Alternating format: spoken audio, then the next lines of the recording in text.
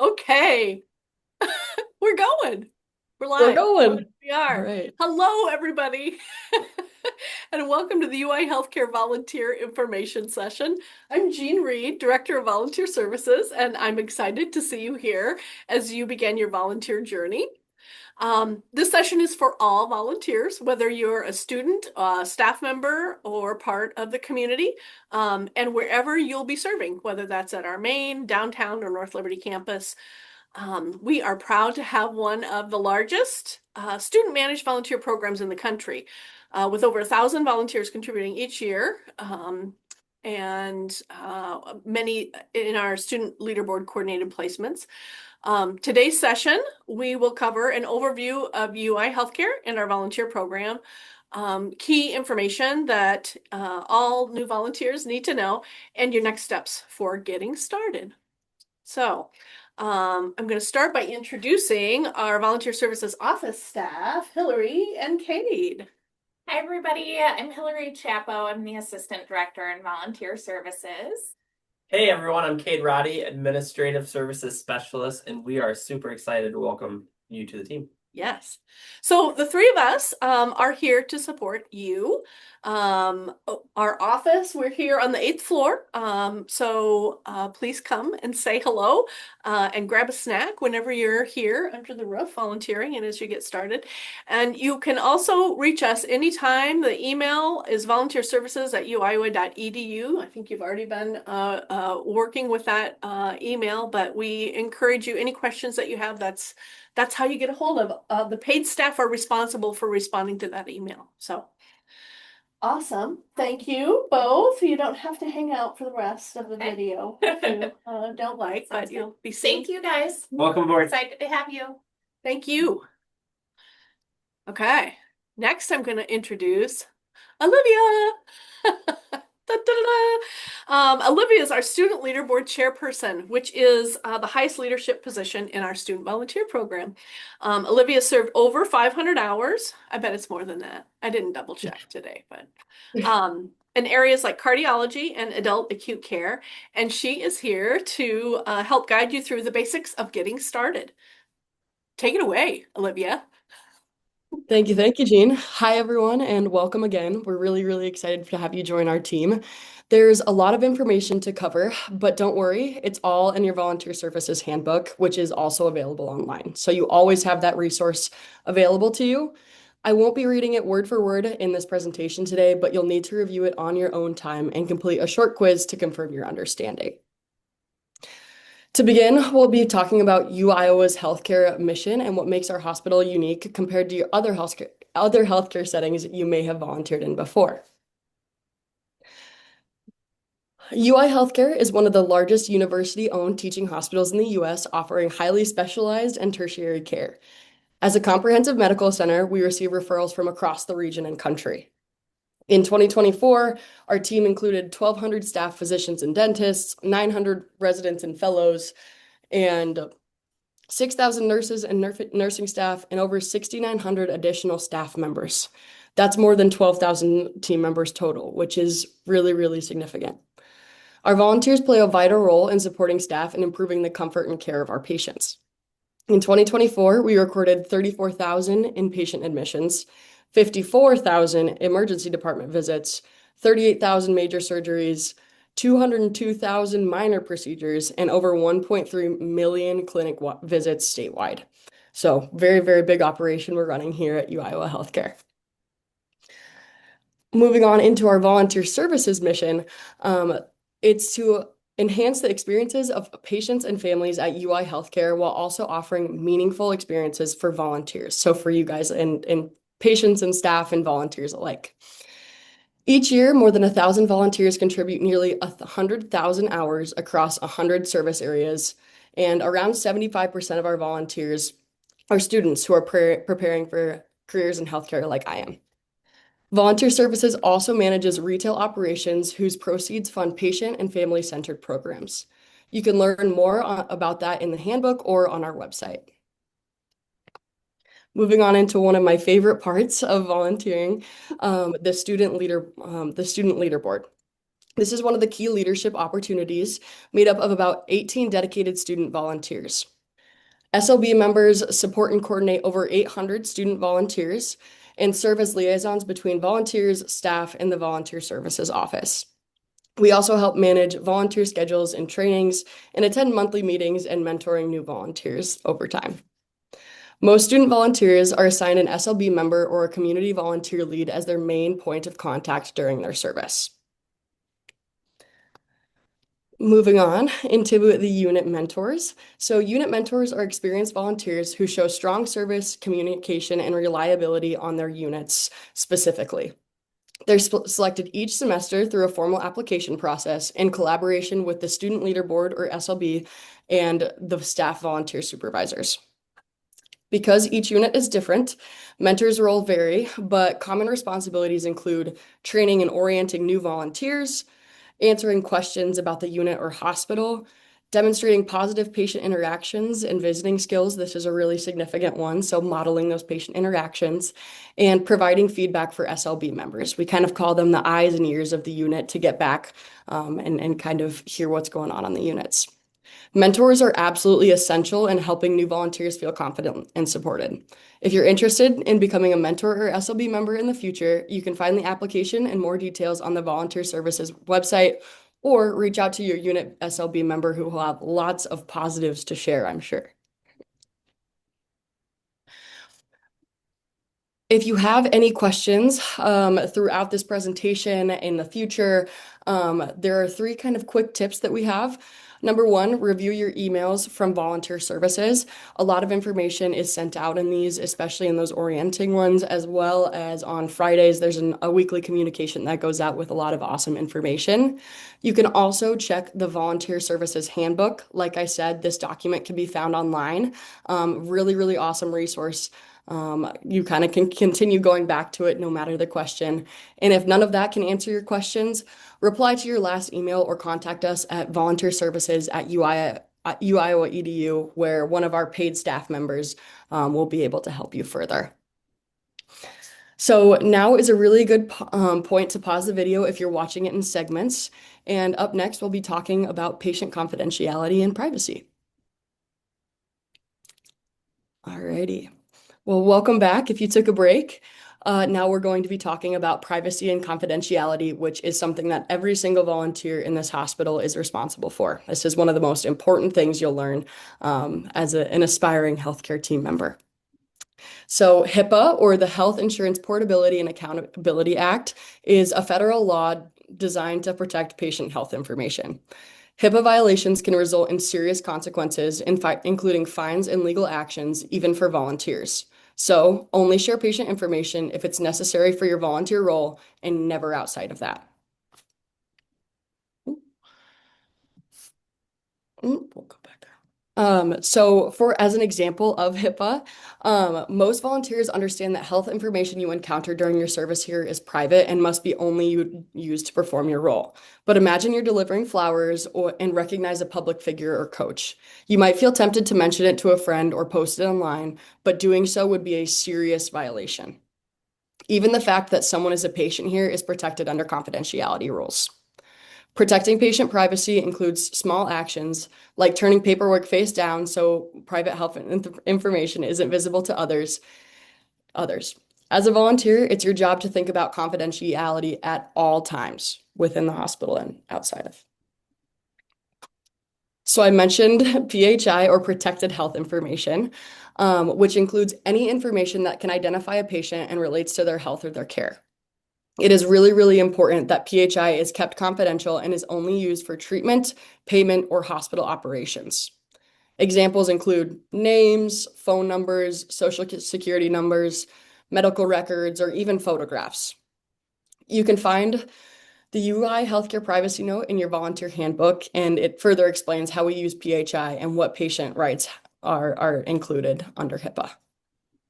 So I'll just add a really quick perspective here. I sometimes encourage folks to think of a PHI like your social security number, right? Something personal that you'd hesitate to share. And now take something that seems maybe less sensitive that we're talking about, like a phone number, right? Well, in healthcare, even that becomes protected information because it can be individually identifiable with a patient, right? So that's how seriously we treat all of the PHI here, just like you might treat your social security number. Thank you, Jean. So yes, there's more examples. And then in terms of respecting patient confidentiality, let's recap what this means for you as a volunteer. So number one, only access patient information if it's necessary for your role. Number two, never share patient information, not with friends, not with other volunteers, and not outside of your duties. And number three, never throw protected health information in a regular trash can, even if it's just a name. It must go in a secure shredding bin found on your units. Protecting patient confidentiality is one of your most important responsibilities. If you're unsure about absolutely anything, ask your SLB member, volunteer supervisor, or volunteer services staff member. Remember, once again, PHI isn't just written. A photo or post on social media can also violate HIPAA. That brings us to our next section, technology guidelines. To keep a professional environment, personal cell phone use should be limited to patient-focused apps like Epic Secure Chat, excuse me. Your student leaderboard member will explain this more if it applies to your unit. Most importantly, do not take photos or post any patient information on social media. I will say that one more time. Do not take photos or post any patient information on social media. It's really, really, really important. We have a mantra to help you kind of remember confidentiality. What you see here, what you hear here must remain here when you leave here. Glad I got through that tongue twister there. You'll have fabulous and amazing experiences to share, but we use a policy called Scrub the Story, which means removing any patient identifying details like names, birthday, unique conditions, before sharing your stories. Keep the amazing parts, but make sure you're still protecting that patient privacy.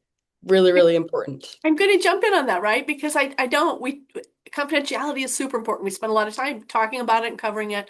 Um, but we do want you to tell your stories, right? We don't, you're going to be inspired by what you experience here and hopefully, the positive impact that you have with patients and families.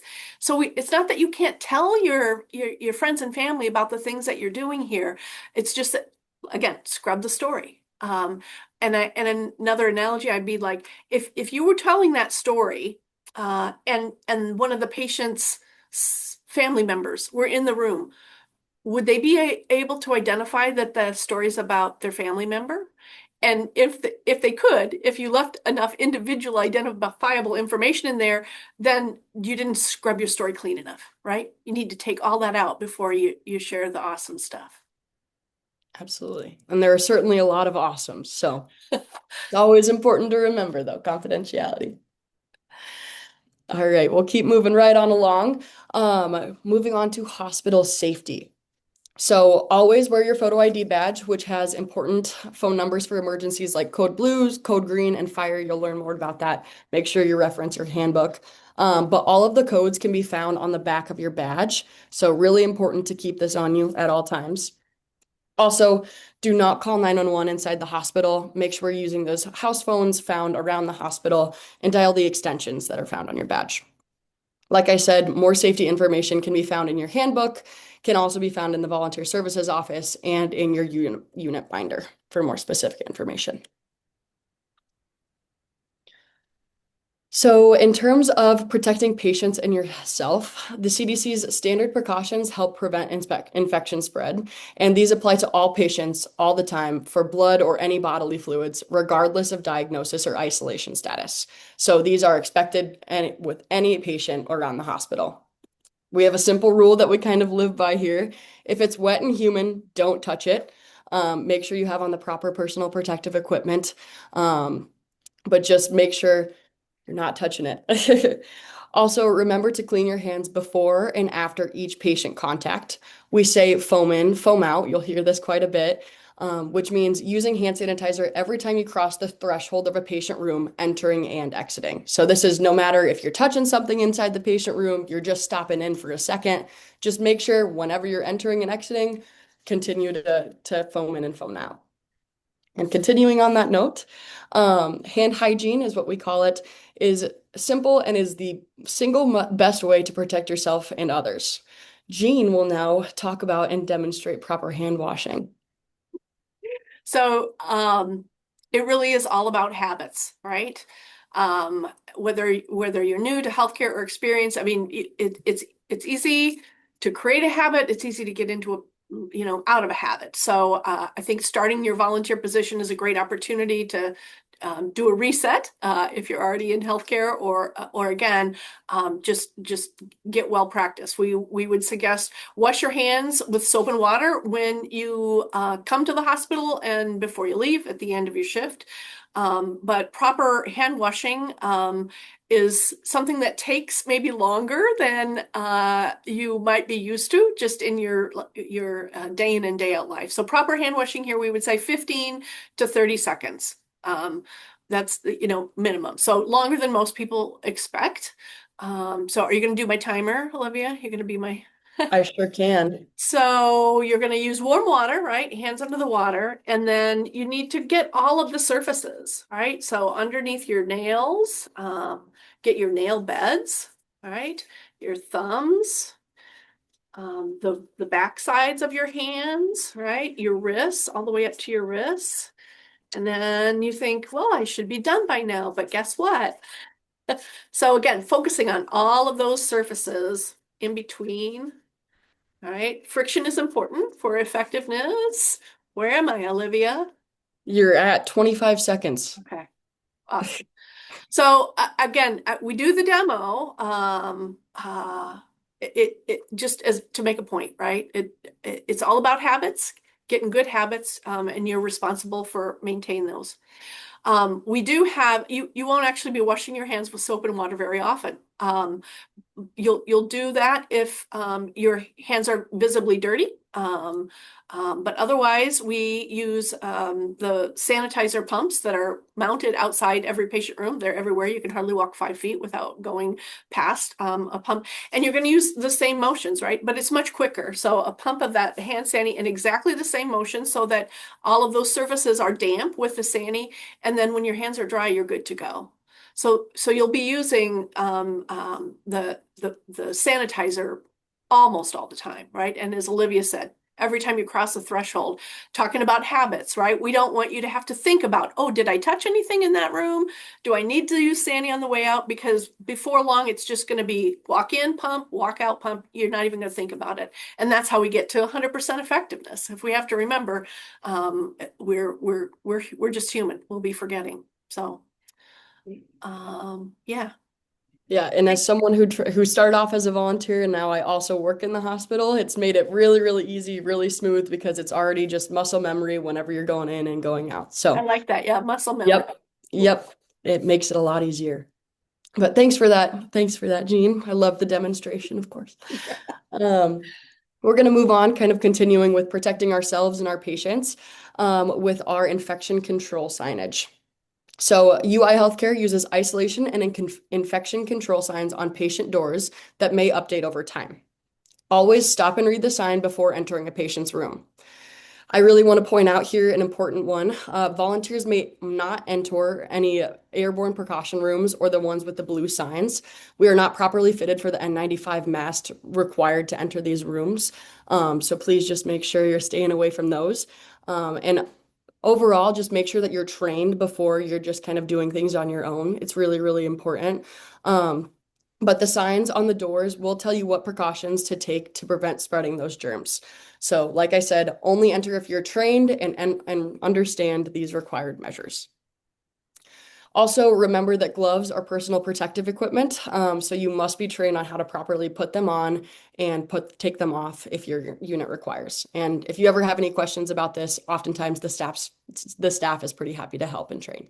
Yeah, I would say don't be too intimidated, right? You're going to follow those guidelines, but our staff are training our patients' families and visitors to follow these guidelines all the time. And these signs are very common on some units. And I feel like a lot of times those are the patients that might most benefit from volunteer interaction, right? Because they're more the staff may not go in as often. It takes more time, and I feel like that's a great opportunity. So we don't share this stuff to scare you, but really just to say, here's what you need to watch for, and just follow the guidance. Certainly. And like Jean said, like a lot of the time, these are the patients that you it's a really mutual relationship where you're both really enjoying that conversation because it's just some of my most awesome experiences, I will say. Anyways, um, other things that are kind of off limits for volunteers, like I said, any of those rooms with the blue signs, just because of those airborne precautions, were not properly fitted. But to keep you and patients safe, please never give any sort of medication to patients. Never offer food or drink without nurse approval, no matter what the patient tells you. Also, once again, look at those signs on the doors. If you're It's important. Push, turn, or move patients unless trained and assisting staff. So never do any of those alone. And then never remove patients from nursing units without permission. Also, please, please, please stay home if you have a cold, rash, or infection. We want to make sure that we're keeping our patients safe. So when you're sick, make sure you're staying at home. Now is once again a really awesome time to take a break. I know we've covered a lot of information pretty quick here, so we'll be moving into volunteer performance expectations and conduct when we return. Alrighty, welcome back. To start off, please review the professional appearance policy in your handbook. If you've noticed, I've talked a lot about that handbook. It'll be an awesome resource for you to use throughout your volunteering experience. Volunteers must wear uniforms, and most students will wear the white volunteer polos with khaki pants. This kind of varies on unit to unit, so make sure you talk to your SLB prior. You'll get more information on that when the time comes. But no denim or fleece is allowed. But you may wear long sleeves under your polo as long as the polo is still, or as long as the logo is still visible. Volunteer polos can be purchased at the Wild Rose gift shop within the hospital during normal business hours. Check with your SLB before buying, as some units have specific requirements. Our polos help patients identify volunteers, similar to how color-coded scrubs identify staff. Oh, also one key point there, make sure you're always wearing your badge. Really, really, really important that you always have this on when you're in the hospital. True. Thank you, Olivia. So this next section, we really talk about uh, just getting you in the mindset, right? For spending time in a hospital environment because you're all well-intentioned and are hoping for the opportunity to make a difference here, and you're going to have that. There's some things that if you just get your head into the game ahead of time, I guess, and are prepared, you're going to be much more successful, especially for those first interactions. So, our hospital's known for clinical excellence and compassionate service, right? Everyone, staff and volunteers play a key role in providing exceptional customer service. I do think when it's busy, and this is a busy environment, it is easy to focus on the task. But this is just a reminder to remember to focus on the person, all right? Patient interaction is always the priority here. So we encourage volunteers, as a volunteer, ask patients, is there anything else I can do for you? I have the time, right? Just reinforcing that you are here for them, even if they don't want to be a bother, right? The more ways you can say that you have the time and you are there for them, the more likely they will be to ask for your help. They often hesitate, right? They don't want to be a burden, and your simple offer can make a big difference in their experience. So when we talk about, wayfinding and helping to break the ice, always be looking for chances to connect with patients and families beyond your regular duties. Wayfinding is a great way to do this. I would say that it is one of my favorite activities here. We kind of have a joke that you can be late for any meeting if you were helping a patient or a family member in the hallway. So if it's a good day, I'm late for every single meeting. But it's just an awesome way to build connections. Helping people find their way in the hospital hallways can be as meaningful as your main role as a volunteer. So take advantage of that.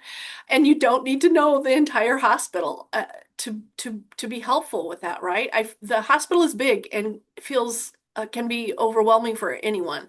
And if you're unsure about where a place is, you can always dial 101 from any house or help phone. That takes you to the information desk, and they are great at giving guidance and directions.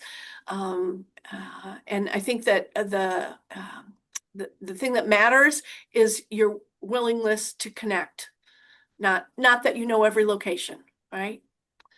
And we have many patients who come from across the state, right? Put yourself in their shoes. Um, they may be tired, worried, stressed. And I think the first time you come here as a volunteer, bottle that feeling because you'll probably be a little bit nervous about, getting to your health screening appointment or wherever it is that you're going, right? Where do you park? Where do you go? Bottle that and reflect when you're interacting with patients about how, you were coming for something you were probably excited about joining the volunteer team, right? But our patients and families are in many different situations and just it's easy to forget how confusing things like parking and the elevators and just parking in a parking ramp. I know we have families who come here and have never parked in a parking ramp before, right? And how stressful just those things can be in your experience. And people come and they think it's a big place and they don't want to feel like a number. You can make that difference. We talk about warm welcomes and fond farewells, right? If you step onto the elevator and make eye contact and smile and say hello, starting a simple conversation can build confidence and make your volunteer experience so much more rewarding. Not to mention the improvement you're going to make for patients and families. I really do feel like elevators are the perfect place to practice that skill, right? The Iowa folks are all standing there looking at their shoes or at the lights on the elevator, and it's awkward, right? It's awkward to be in an elevator, and you have a perfect opportunity to break the ice by starting an interaction, right? Just a simple hello. So when I talk about getting prepared, right, have some conversation starters ready. When you first come here for your visit, what are you going to say? Be ready with something that you're comfortable with to start a conversation. And I have a few examples, right? I think that we're not really wanting to script this, but we want you to be ready with things that you're comfortable with. These just happen to be my favorites. Is this your first visit? Have you been here before? Are you from around here? All those are easy starts and also help me because their answers will tell me maybe a little bit of insight into where they are that day, right? Is this your first visit? Well, I'll tell you what, if they say yes, I'm going with them, right? That first visit can be having a companion walking down the hallway with them to that appointment can make all the difference in the world. The flip side is if they say, "Oh, no, I've been here for 5 weeks, I'm blah blah blah," then I know that again a little bit different mindset on their part. And then maybe my challenge is going to be thinking of a diversion that they might not have found on their own, right? Because they've been here a long time and probably know the place better than I do in some ways. I like, are you from around here? Again, it's such an easy way to make connections. And if they tell me, no, they're from some small town that I haven't heard of, again, that's a different experience than from somebody who says, yeah, I'm from Iowa City. I come here all the time, right? Um, and so those are questions that also help you know where they are mentally and how you can best support them. Um, I think also be prepared for a closer. Um, so the things that you use, even if you're proactive and outgoing in everyday life, the things that you say at the grocery store might not be your go-tos here. And again, be thinking about that before you come in. In everyday life, you might be like, have a nice day to end a conversation, but here that might not feel so right. You don't know what someone's going through. So maybe something like I hope things go well for you or take care. Those closers help set the right tone and feel genuine, right? Um, Anything you want to add, Olivia?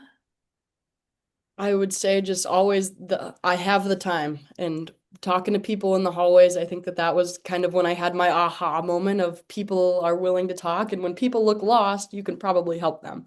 Like Jean said, no matter if you know where you're going or not, you can find a way. And I think that journey together of kind of we're both lost, but we're gonna find the way and we're gonna get you to your appointment on time, I think is kind of it's a connecting moment. So for sure, just be open to talking to people outside of just your unit and even within your unit. Just stay curious.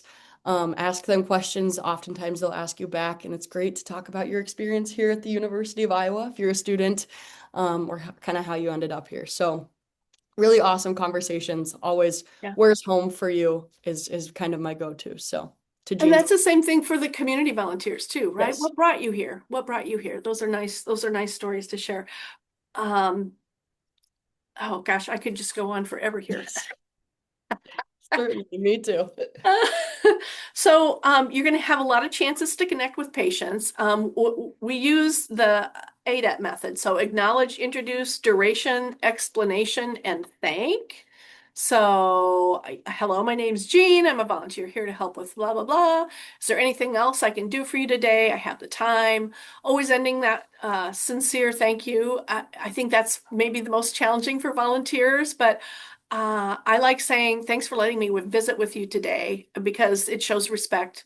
I really do feel it's a privilege to be invited into their space. Um, People don't want to be a bother. And so the other thing that I would say is if you ask in the hallway, oh, can I help you find something? Would you like me to help you? Blah, blah, they're going to say, oh, no, I think I'm okay, right? So you can flip that a little bit. A lot of times I like to say, oh, you're going to the cancer center. You know what? I'm heading that way too. Do you mind if I walk with you?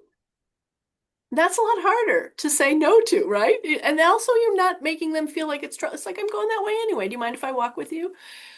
And it doesn't matter if you're going that way or not, right? But that's just something you can do to help people feel more comfortable with an interaction. So um, we also talk about it can be intimidating on our inpatient units knowing what you can do to be helpful and what you can't. But there are a lot of ways that you can assist a patient. I think our next slide, we talk a little bit about simple ways volunteers can help patients. Um, uh, if you see a call light, sometimes people feel like, oh, I shouldn't answer the call light because they're going to want something I can't do. But most call lights are activated actually for things that volunteers can help with. And at the very least, if the nurse is busy, for you to go in and talk with them when the call light is activated can make a big difference. I feel like put yourself in that patient's situation. You're laying in the bed. You aren't physically able to do the things for yourself that you might like to. And maybe your phone, you can't reach your phone, you can't reach the call light, you can't reach whatever it is that you want, you can't get it for yourself. And so you've asked for help and you know your light's on, and then you see people walk by your door with a badge on, but they don't come in. And so maybe that is a perspective that will help you to feel a little bit more comfortable going into that patient room. And there are so many simple things. The bedside table is a lot of times people need help adjusting that, getting a phone closer, um, and maybe just simply saying, I'll let your nurse know, right? Your nurse is with another patient right now. I'll let your nurse know about that need. But tasks like adjusting the TV room, the room lights, the TV, getting the TV controls are just, oh, you can help with those kinds of things. Um, Getting blankets or pillows, those things make a big difference. So having confidence to provide comfort in those small interactions will help you to build strong connections. And again, it's a little bit about preparation. Get your head in a mindset, be prepared for what you want to say and how you can be comfortable with that. My other tip is be your most authentic, outgoing self.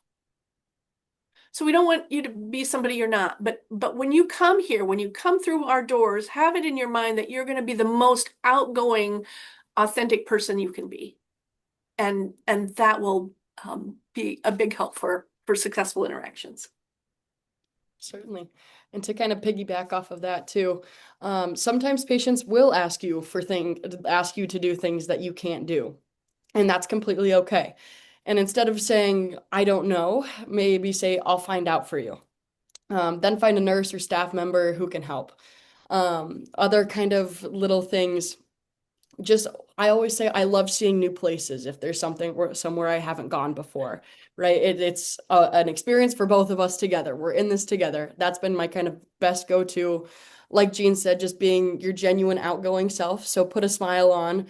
That kind of makes all the difference. And when you're in doubt, just ask questions. Yeah. Kind of in addition to that, many patients just need someone to visit. So some will stay for weeks, some for months, and some for hours. And some of these folks might not have regular visitors. So starting a conversation can mean a lot. And whether you see them once or often, connecting with patients is one of the most rewarding parts of volunteering. I can attest to that.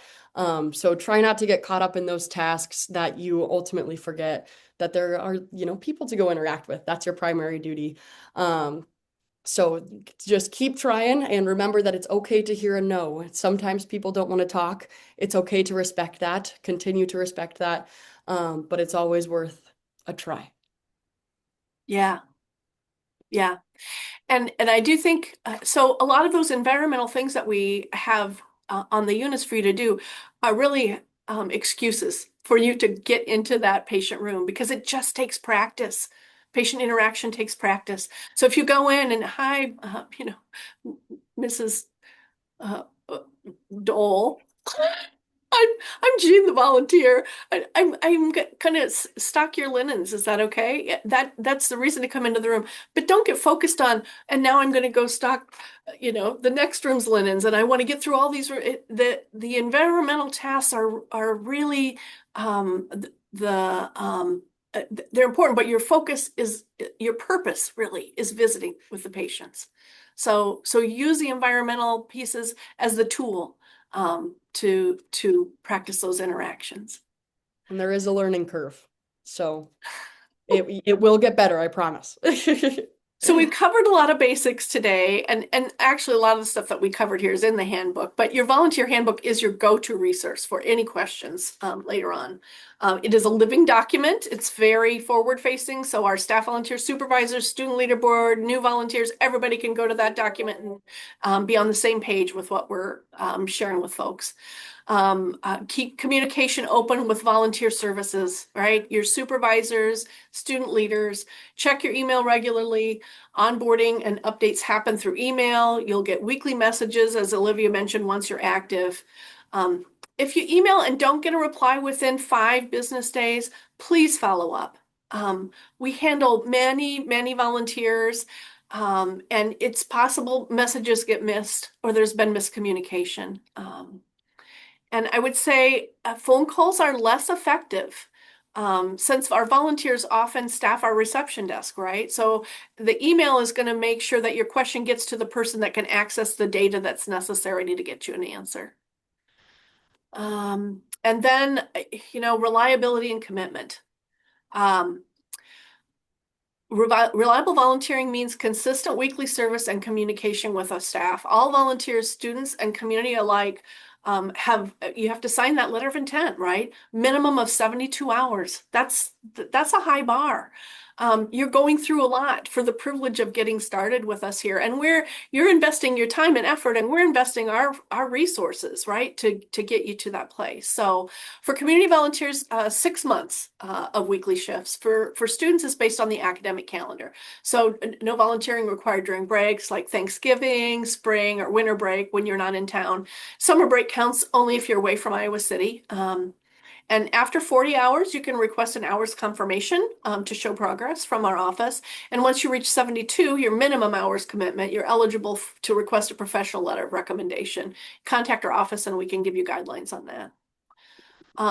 We make it easy to switch placements, right? We really encourage our volunteers to try different roles. I feel like that's one of the awesome things about joining this volunteer team. There are so many experiences to explore over time.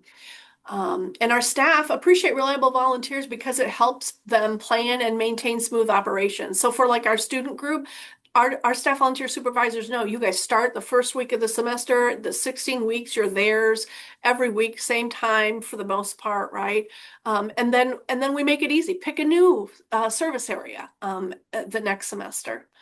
Um, New volunteers, you might not get your first choice right out of the bat, right out of the gate, right? And that's okay.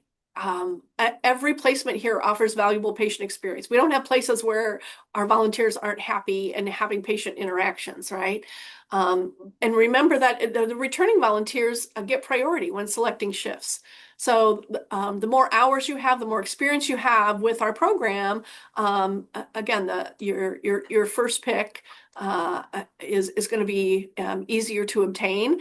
Also, it depends on how flexible your schedule is, right? If your schedule's really tight, that may make it more challenging. But again, I would say go into whatever placement you have with open eyes and open arms. They all have really awesome and different things to offer. We want to talk about recording your volunteer hours. So that's may not be that important to you, but it's super important to us. Most of our student volunteers, actually most of our volunteers in our larger units are going to be recording their hours in binders. You're going to have a volunteer binder at your service area. And then the student leaderboard members or the community volunteer leads will get those to our office monthly. But there's some variety there. So it depends on where you're going to be assigned. And your volunteer hours, those impact reports that come from our department for staff and hospital leadership, they're key for recommendations. All of our compliances are based on where those hours are turned in. So it is really important on our end that you're recording those regularly and accurately. And you can check your hours anytime out of our office right up here on the 8th floor. We have a touch screen station near the snack area. And then again, each unit will provide that specific guidance on hours tracking at your unit training. Yeah, I think that's our stuff. What do you think, Olivia?